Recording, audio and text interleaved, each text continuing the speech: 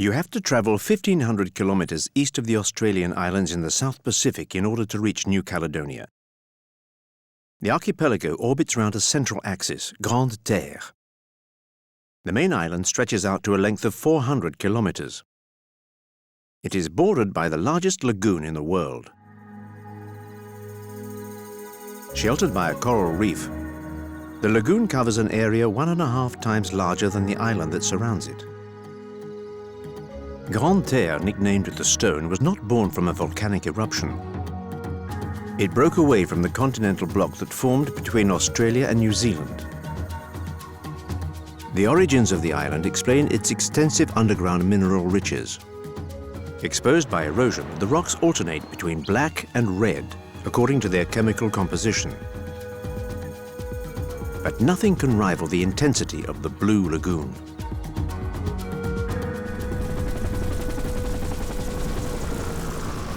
New Caledonia has been isolated for 80 million years. For this reason, 75% of its plant species are endemic. But many tropical plants that have become widespread were imported onto the archipelago. The same is true for animals. In the 19th century, a species of deer was introduced that quickly became acclimatized, the Javan Rusa deer. Among local birds, the kagu is symbolic. It is endangered because it's incapable of flying to escape predators that didn't used to exist. New Caledonia became a penal colony after its annexation by France in 1853. But the demands of the indigenous Kanak people changed the destiny of the island. It is still French and European, but it is no longer an overseas territory. The French state shares a certain number of legal competencies with New Caledonia. The archipelago has become a territorial collectivity, where its Congress can vote in its own laws. The Melanesians, or Kanaks, form half of the population. The Europeans are mostly made up of metropolitans, recently installed French and descendants of former colonists. The Melanesians made the Grande Case, the big hut, one of the strongest symbols of their culture. This is the place where the head of the clan once lived. At the summit, the flèche fêtière, the symbol of power, which has inspired local architecture. The high school in Nouméa was even designed in the form of a flèche fêtière. The respect for traditions has adapted to demographic growth. During a century and a half, the population originating from Europe has increased by a factor of 120.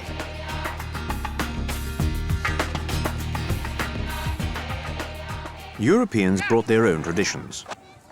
Cricket was adapted by English Protestant missionaries. French Catholic missionaries introduced their religious customs. By spreading their faith, they prepared the way for political institutions, further multiplying references to the Occidental world. Supernatural influences and the possibility of improving their lives encouraged many Caledonians to gamble.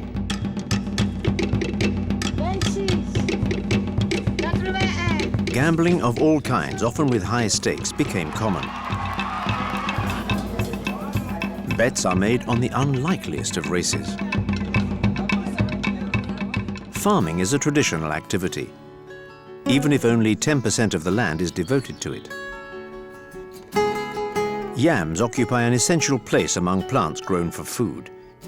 Farmers represent less than 10% of the population. The large majority of farmland is devoted to livestock. Mineral resources are as plentiful as those from the ocean. The Pacific plays a vital role in relations with the outside world. All mining production is exported by boat, especially nickel, which makes up more than 90% of exports. In the farmlands, communication methods link with the extremities of Grande Terre. Despite the hills and numerous waterways, trade is continuous. Plains shorten the distances between Grande Terre and across the islands of the archipelago. But with the development of communications, it's not always necessary to change locations. Mining consumes large amounts of electricity, which must be produced in great quantities. Tourism is developing. Most visitors are from Japan. The tourism sector now provides the second largest source of jobs. The potential in New Caledonia is considerable. The lagoon itself is a major advantage. And when you've had enough of diving, the coral sands encourage you to linger. In fact, the hotel industry continues to promote the materials and traditions of the Pacific. New Caledonia wears its red and blue very well. Near the southern tip of Grande Terre, Nouméa is the capital and the only true city on the archipelago. More than half of the Caledonian population lives in Greater Nouméa. The site was first spotted by an old British sailor,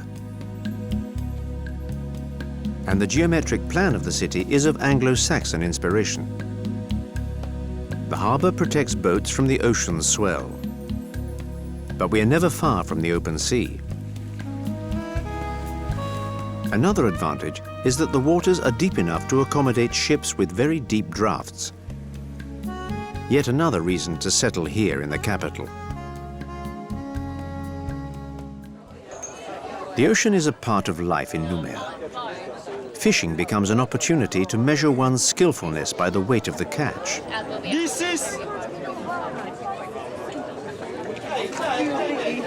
Regardless of size, nearly all of the catch taken in by the New Caledonian fishing industry is exported to Japan. With so many species available in the fish markets of Nouméa, clients are spoiled for choice. Fishing in the lagoon? Well, you've got the bec de canne, the loge grisette, the loge saumonée. You've got the parrots. So you could have the blue parrot, chocolate parrot, pink parrot, or the one we call the Chinese parrot. Will that do you? One part in the center of Nouméa was recovered from the sea, and the streets were drawn in chalk lines around the Place des Cocotiers. A bandstand was built on the square by prisoners.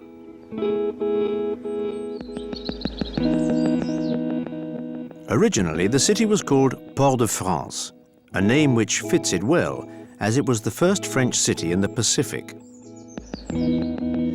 But in Paris, 20,000 kilometers away, the name was often confused with Fort-de-France, the capital of Martinique. To eliminate confusion, the name change was imposed by Napoleon III. References to history and French institutions are many.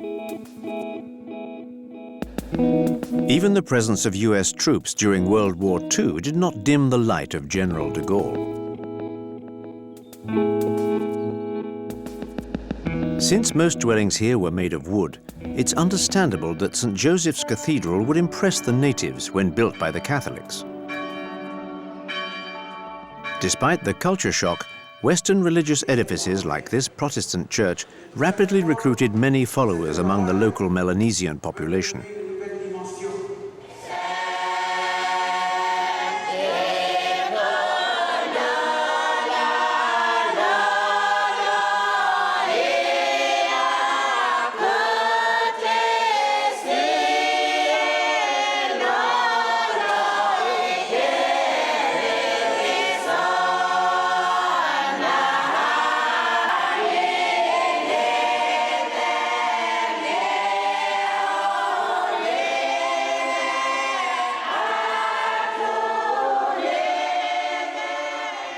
Since the days of Port-de-France, time has passed quickly, and Nouméa has changed a lot. The Banyans have survived because the people knew how to conserve its roots. Of course, lodgings must be found for all the inhabitants who continue to pour in. In a century and a half, the population of Nouméa has been multiplied by a factor of 200. Paradise flowers brighten the feet of the numerous hills that lift the city. Since the colonial period, beautiful residences have been built and today are being restored. Much sought after, the well-ventilated hills make life more comfortable for those unused to the tropical heat.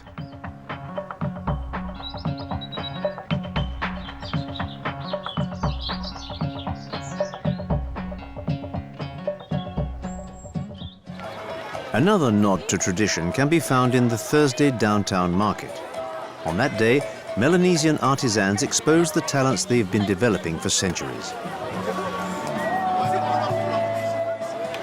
They reveal the secrets of fabrication passed down from generation to generation and explain to neophytes how to weave a lovely crown from plants. The new Caledonia Museum has paid very special attention to ancestral traditions. It houses a magnificent collection of flèches fêtières. The sculptor is not just a simple artisan.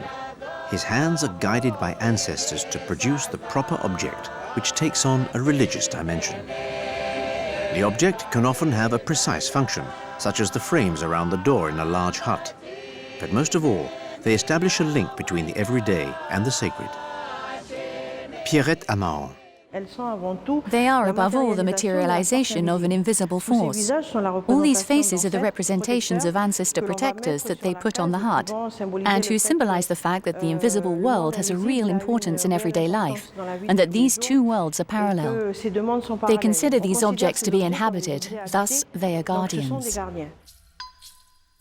The invisible world undoubtedly inspired the conception of the Jean-Marie Tjibaou Cultural Center. It is composed of 10 large huts built of wood and glass. An unfinished aspect has been kept to express the future of traditional culture. The Tjibaou Cultural Center was dedicated to the moderate independence leader, assassinated by an extremist in 1989.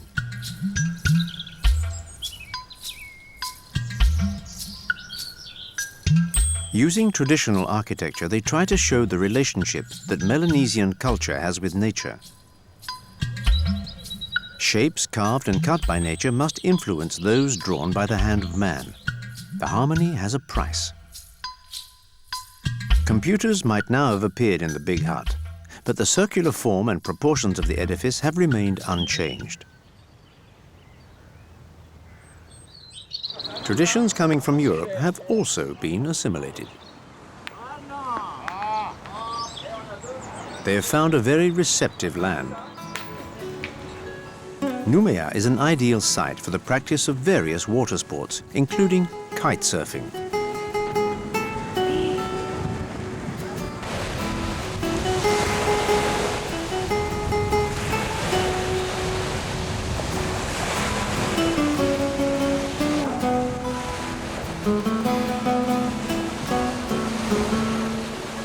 The city lives in symbiosis with the ocean.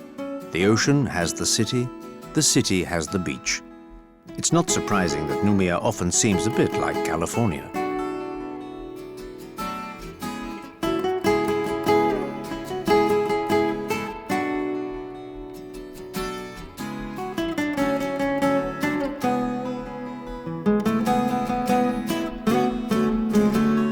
And when the sun is setting, it's impossible to say where the red ends and the blue begins. The blue of the ocean and all of its components have been reunited in the lagoon's aquarium, opened in 2007. Life in the lagoon depends on a subtle equilibrium between the different inhabitants. Each perfectly masters the technique of camouflage to blend into the scenery and escape the notice of nearby predators. The new Caledonian reef truly deserves such an educational tool. Richard Farman. The New Caledonian Reef is among the largest in the world, and with notably the largest lagoon in the world.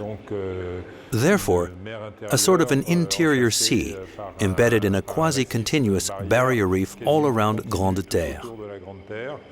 The particularity of New Caledonia is that it also spreads out over several degrees of latitude and longitude, which means we encounter flora and fauna along the reef that go from practically temperate, or even cold temperate, to waters that are more or less equatorial in the north.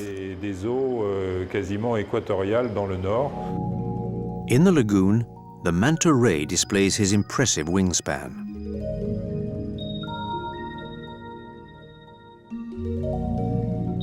The waters of the lagoon are separated from the ocean by the coral reef. A formidable barrier, it's capable of stopping waves, but also the ships that approach it.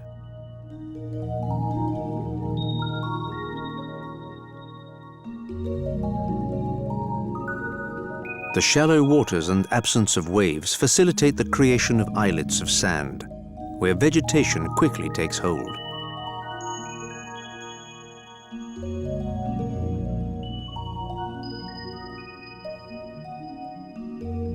Also, due to the shallow water of the lagoon, the water is warmer and clearer than in the ocean. The temptation to stop a while is great. The Amédée Islet signals the reef with a beacon. The metallic tower was built in Paris and transported here in the 19th century.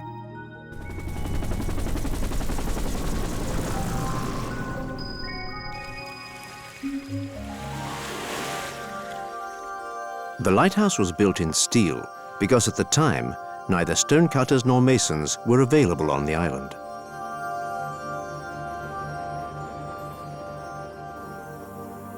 "70 kilometers southeast of Grande Terre, the Isle of Pines." Captain Cook was the first European to discover the isle in the 18th century. But he never landed here because his boat couldn't get close enough to the shoreline. The British seamen nonetheless baptized the isle after seeing the ghostly silhouettes of columns of pine trees. The vegetation can take on a twisted, mysterious shape on the Isle of Pines, an isle inhabited since 2,000 years before Christ. The strange trees people an island that has seen dark days of deportation and penal servitude. After the insurrection of the Commune of Paris, after certain revolts in Algeria, thousands of people were condemned to exile. The convicts landed here after a voyage that lasted 6 months.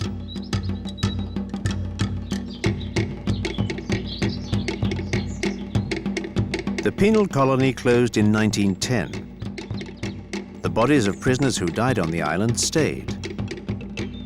Once here, it was truly impossible to escape.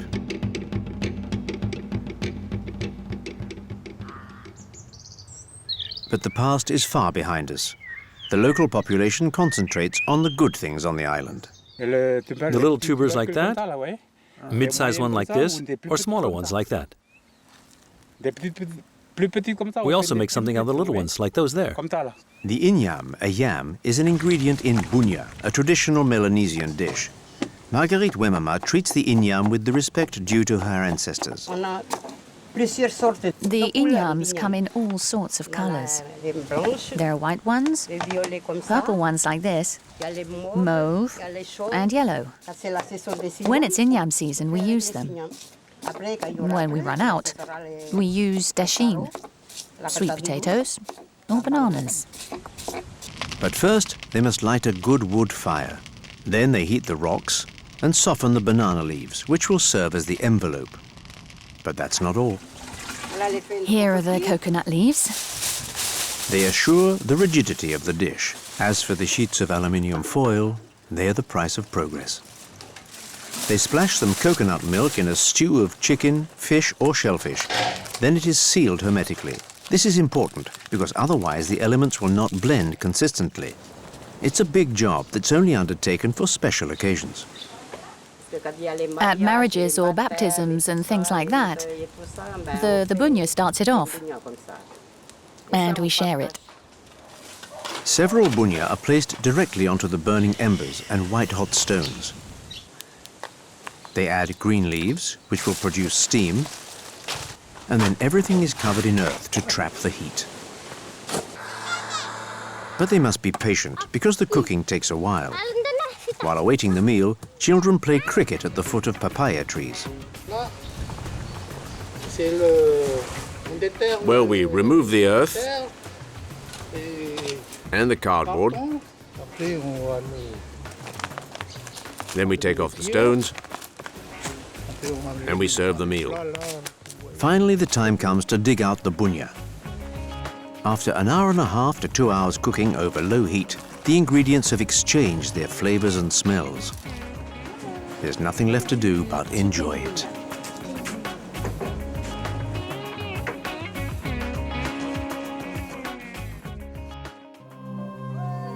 Today is Sunday in Vau, the main village on the island. New Caledonia is assumed to be about 60% Catholic. Here, religious practices are compatible with traditional beliefs. Throughout the parish, the faithful arrive to attend Mass in a church founded by French missionaries.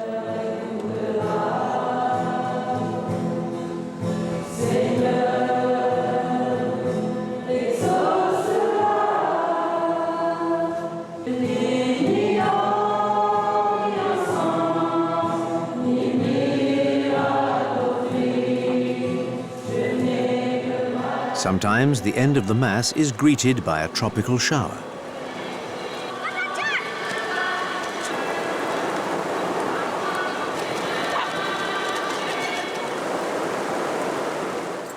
When it rains on a Sunday afternoon, the women devote themselves to one of their favorite pastimes, bingo.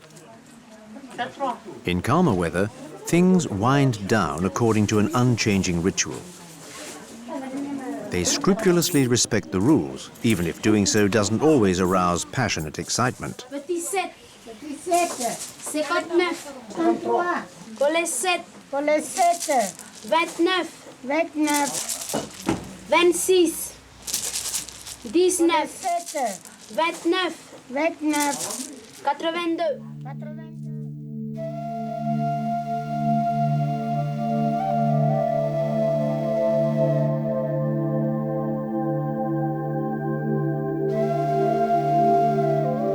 The best way to respect nature is to pass unnoticed.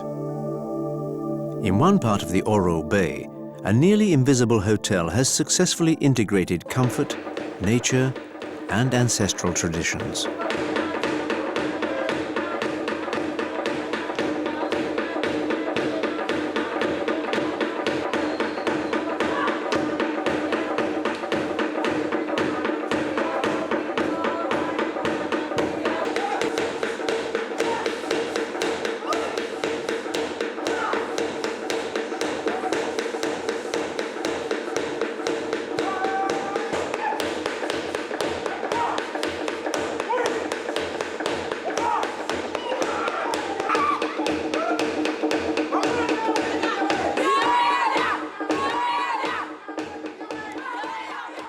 To the east of Grande Terre are the Loyalty Islands, Ouvéa, Lifou, the minuscule Tiga, and Maré, the southernmost. The first European to find them at the end of the 18th century was a French admiral. Unlike Grande Terre, the Loyalty Islands do have volcanic origins. The volcanoes collapsed, and the coral reef was lifted up. The islands, like Maré, were formed by the ancient reef, composed of several layers of chalky plate eaten away by the ocean. The crumbly plateau was eroded by the sea and has several deep indentations. The chalky soil gives rise to specific vegetation, different from that on Grande Terre. The island also has interior erosion caused by seepage of rainwater.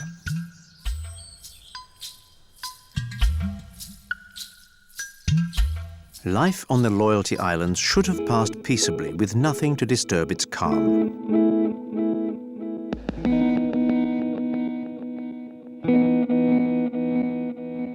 But the islands are rich in highly coveted sandalwood,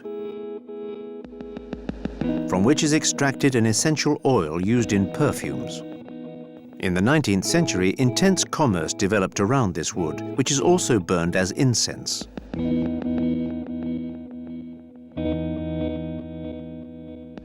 But the inhabitants have always had natural resources available. For example, avocados, which came from South America.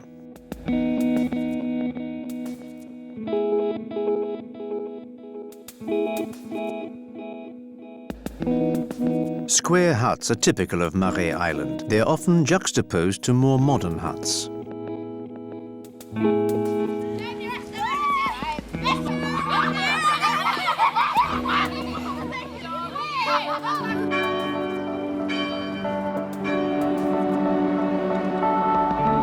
Almost the entire population of the Loyalty Islands is of Melanesian origin.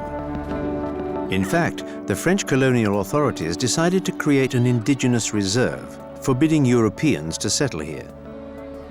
The goal was to protect the inhabitants.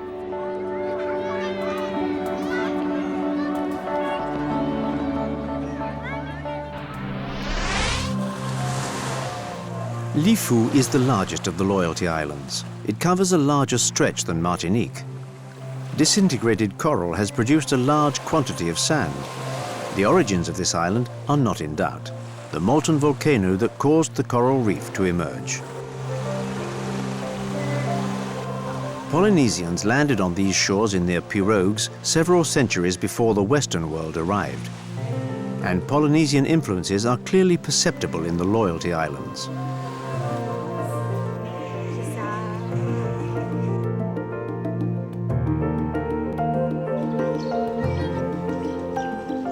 The traditional Melanesian habitat, the round hut, is the natural living space. All of the parts of its construction have a symbolic value. And the low door obliges you to bend down in a show of respect for the ancestors.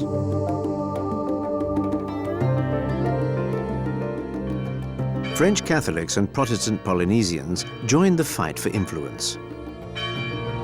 Even though 90% of the inhabitants are now Protestant, the ancient customs are very much alive. One of the most respected leaders is found in the Wet tribe of Lifou.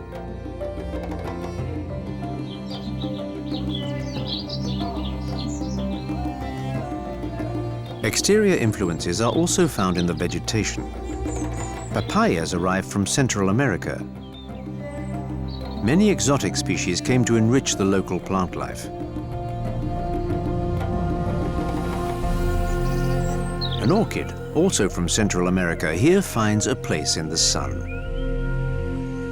They are cultivated for their long and sweet-smelling fruit, the vanilla bean. Traditional authorities coexist with more republican influences. Thus, Lifou houses the administrative headquarters of the Loyalty Islands province. Across the way is a market where various species cohabit, such as the chayote, also called the chow chow or Christophine, that we find throughout the tropics.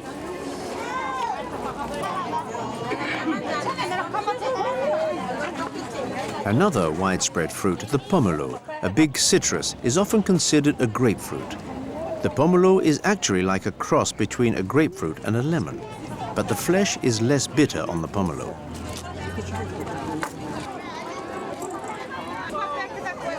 The women put on their prettiest dresses for very special days, such as a marriage. Each hopes to be the most elegant when the moment for the family photo comes. Since there is no question of missing it, 2 precautions are better than 1.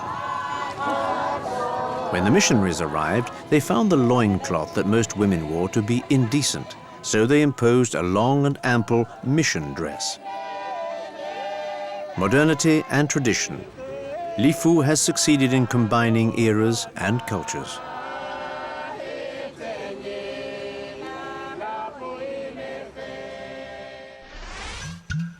The island of Ouvéa is an atoll.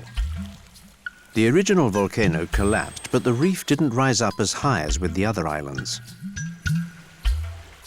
The ancient reef surrounds part of the central lagoon, which remains.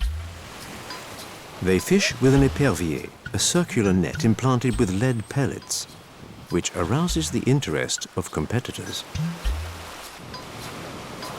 On Ouvéa, the chalky coral of the original reef underwent marine erosion. On the east coast, which is higher, cliffs were dug in deep excavations. The caves are covered in calcium deposits. According to legend, the gods took refuge here when the island of Ouvéa was invaded by people from Grande Terre.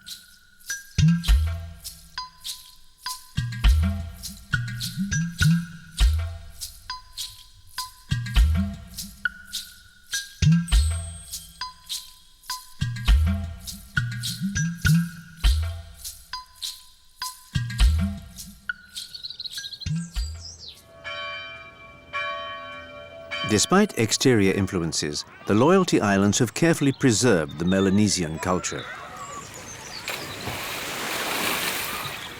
Neither invasions, demographic decline, nor rival tribes have been able to prevent the Loyalty Islands from continuing their customs and their way of life.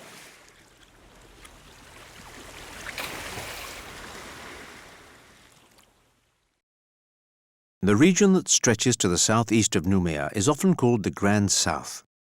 This is because it opens onto the ocean, but also because the space has no limits imposed by man.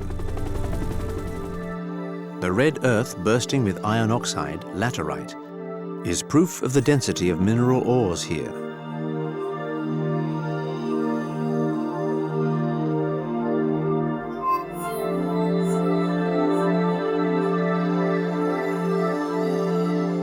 Goro, a large complex that contributes to the transformation from ore to nickel.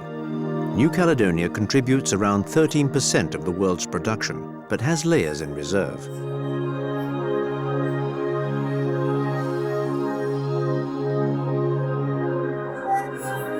Right out to Cape Ndua, at the very tip of Grande Terre, the red imposes itself on the blue of the ocean. Several rivers follow a more or less tranquil course depending on the gradient of the terrain. Sometimes a rupture occurs, as with the Madeleine Falls. The rate of flow also depends on human activities. The dam at Yaté retains water from the river of the same name. It's the largest freshwater reserve in New Caledonia.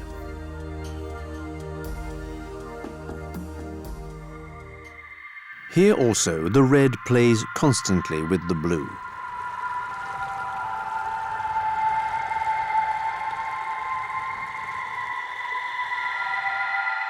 The lake of the dam inundated an ancient valley and swallowed its vegetation. Since the dam began service at the end of the 1950s, trees such as the paperback tree have had their feet in the water. This cousin of the eucalyptus also shows off its resistance to the humidity. At its widest point, the Grande Terre measures no more than 60 kilometers. Starting from Noumea, going to the north of the east coast of the island, you must first go in the direction of Bouraille.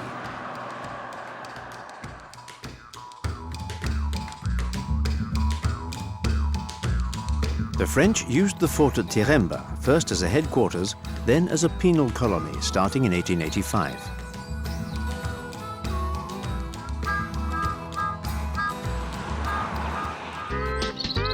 The rich pastures of Grande Terre are favorable to the different kinds of livestock brought in from Europe. They have adapted well despite the tropical climate. Cattle dominate the Caledonian livestock reserves. Today, most of the agricultural ground is run by Stockmen, the Australian version of the cowboy. The cattle are in fact referred to as stock in Australia. At the end of the 19th century, colonial authorities didn't want the only Europeans living on Grande Terre to be former criminals. So they recruited volunteers, notably from Alsace-Lorraine, to organize extensive livestock breeding. But just who are these stockmen? He's the one who guards the herds of cattle, you know, the cows. Yeah, it's a good life. You take care of them on horseback, bring them in, bathe them, sort them, change their grass. The work is hard. So how does one become a stockman? Here in Caledonia, becoming a stockman, it's by generation, you know. You start at a young age, about 4 years old, and you're trained by your father. You start with a gentle horse, and then you learn by experience. The authentic stockman is recognized by his whip, his boots and spurs, and the inevitable hat, indispensable against the relentless tropical sun.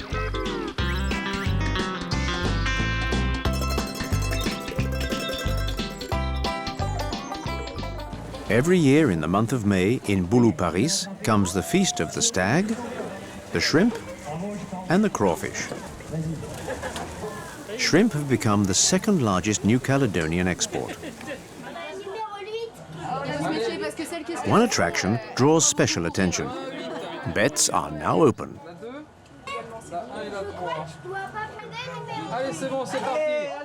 Yes, it's the crawfish races. A breathtaking event. With their 8 feet, the crawfish can move surprisingly well. Like in any race, we put the crawfish in the starting blocks, and then after the starting gun goes off, you have to encourage them pretty hard to get all the way to the end, of course. So it's a race over 1,500 millimeters, and the record time stands at around 63 seconds. That's the record for now. At Boulou Paris, when they throw a party, Polynesian and French influences all come together.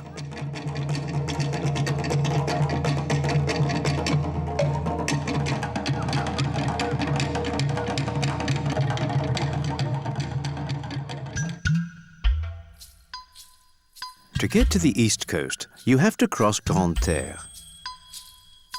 Nickel was discovered here in the middle of the 19th century. The region of Tio alone furnished 30% of the minerals exported over a century and a half of exploitation.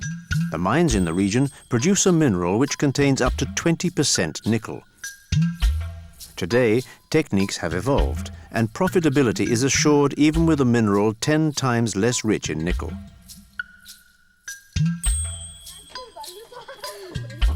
One entire chapter in the history of New Caledonia is written at the Mining Museum in Tio.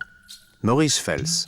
A little known fact about Caledonian nickel is that it is much cleaner than nickel from other countries. In any case, the mineral certainly deserves its nickname of green gold.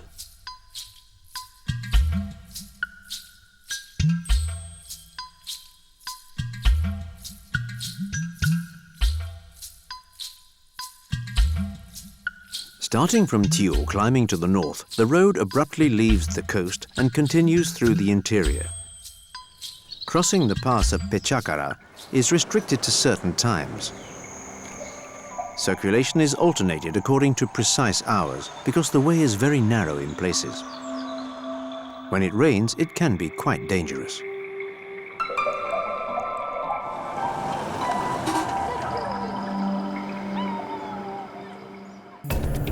The east coast, the coast of the wind, is subject to trade winds which drop their rain on the hills. The rains turn the hills green and swell the rivers that empty into the ocean.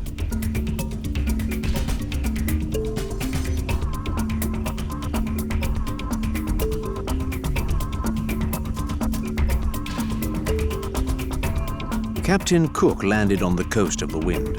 The resemblance to coastlines in Scotland, Caledonia in Latin, inspired him to name it New Caledonia.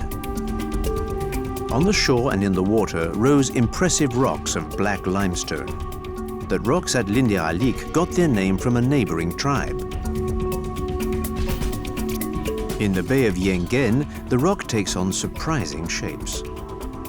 On one coast of the bay, it looks like a sphinx.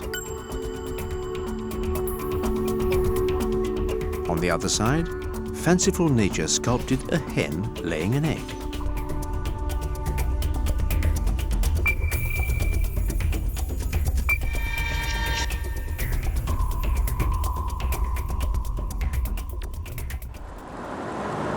To the north, the Caledonian cornice is split by the valley of the river Ouvéa. Impossible to get across on foot without using a monument of New Caledonia, the last working ferry. A vestige from a time when bridges were practically unknown, the ferry at Ouvéa is precious.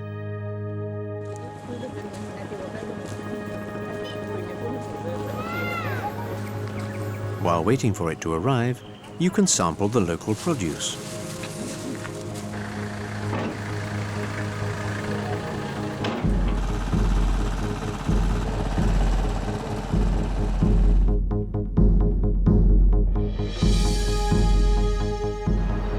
The Tao Falls sweep over a wall of black calcium. To penetrate the tribal territories, one must follow the custom of offering a little present to the chief of the tribe. One can also support the local artisans. The soapstone is a dense but soft calcite. In the village of Pueblo, activity is feverish.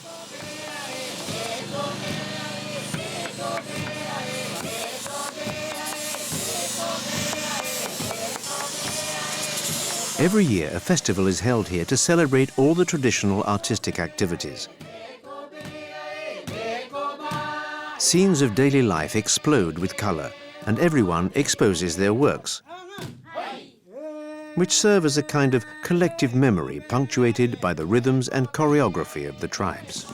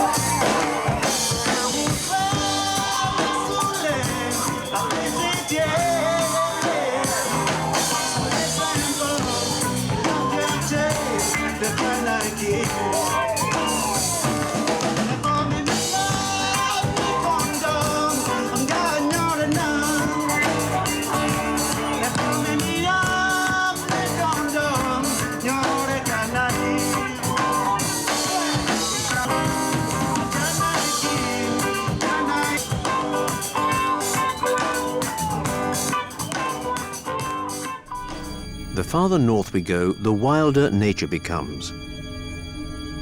Little by little, the central mountain chain slips away. Life becomes more discreet. In the little village of Arama, horsepower doesn't seem to have arrived yet. At the edge of the ocean, the mangrove tightens the grip on its turf. Perfectly adapted to unstable ground, it grows all the way to the limit of Grande Terre. The extreme edge of Grande Terre possesses a very rich plant life. Nearly 3,400 plant species have been found in New Caledonia, and it is estimated that several hundred remain to be discovered.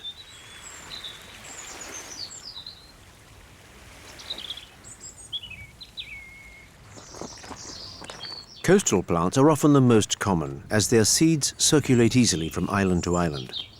The locals know the virtues of each one of them. Traditionally, old people would use tisane leaves to make inhalations to help cure sore throats, coughing, colds, and the flu. The properties of plants are transmitted from generation to generation. The tree you see here is a tree that we call the mosquito tree. Its vernacular name is folop, and its scientific name is Quechirada speciosa. The utility of this plant is that in the past the old would gather the flowers and then mash them up in their hands, adding a drop of oil and mashing some more, and then they'd apply it onto mosquito bites. The traditional pirogue, equipped with a deck, sail and outrigger, came from the Tonga Islands in the 18th century. Thanks to it, the Melanesians widened their horizons far beyond the lagoon.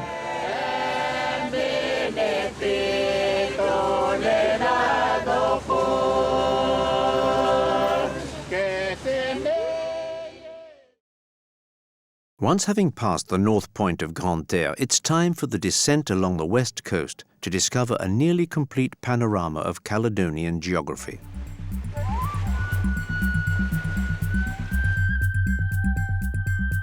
On the coast, at the level of Kumak, the geological past of the island emerges in the form of enormous rocks. Colonized by plants, the rocks are favorable to climbing.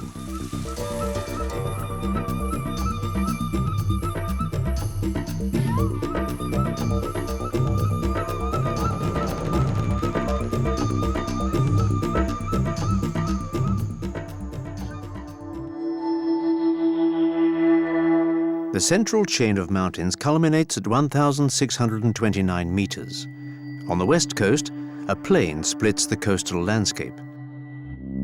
In several places, it's covered by mangrove, inundated by salt water when the tide is in. The mangroves draw random lines over the contours of the surface.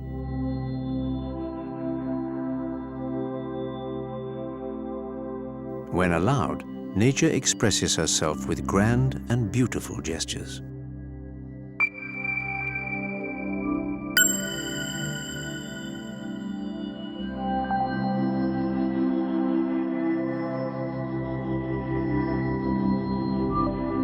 The geographic environment determines the way of life of local populations. The village of Unju lives by fishing.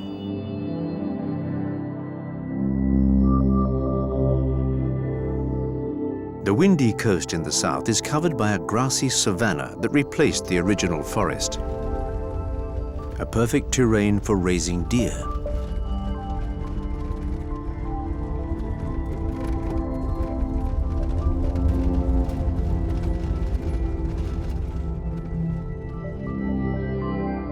Special breeding farms flourish all along the coast.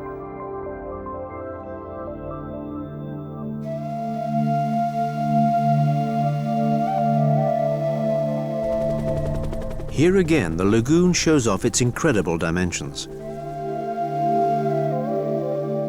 In certain spots, the coral barrier extends up to 40 kilometers from the coast. Along its length of 1,600 kilometers, the reef has few interruptions like the fault at Poué.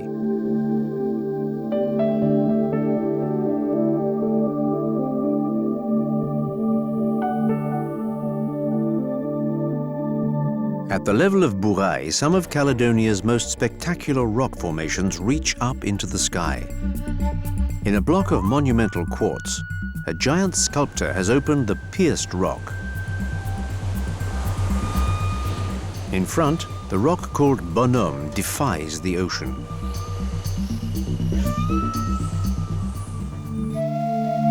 In the direction of Nouméa, the coral formations are practically devoid of vegetation. But at the end of December, a plant species rarely found in the tropics makes its appearance. The Christmas tree.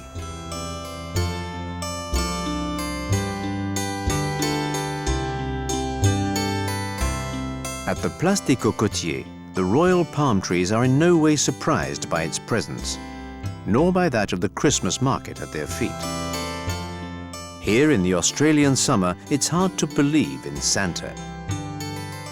But once the decorations are lit, doubt dissolves and the magic reappears.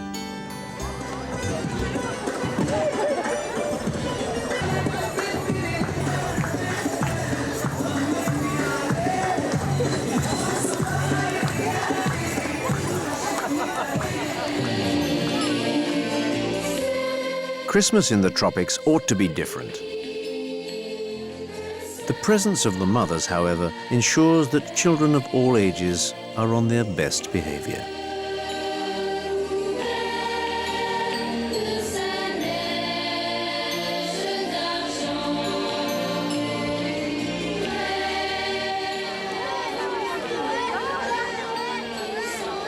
The big event of the day, the triumphant arrival of Santa Claus himself.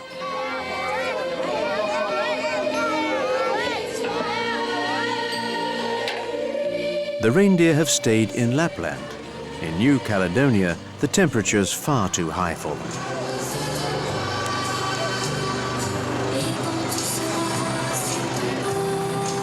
Santa Claus loves the parade.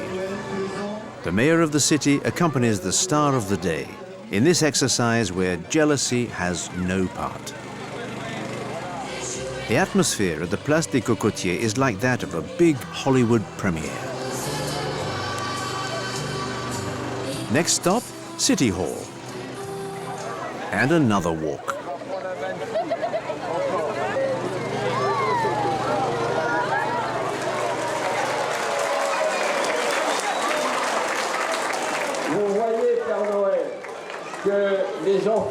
The children of Nouméa are always warm and welcoming.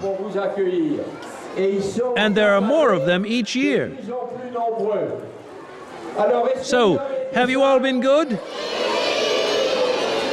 And do you think we should give Santa the key to the city so he can get into all your houses? Thank you, Santa Claus, once again for your faithfulness to the city of Nouméa. Santa Claus and the key to the city.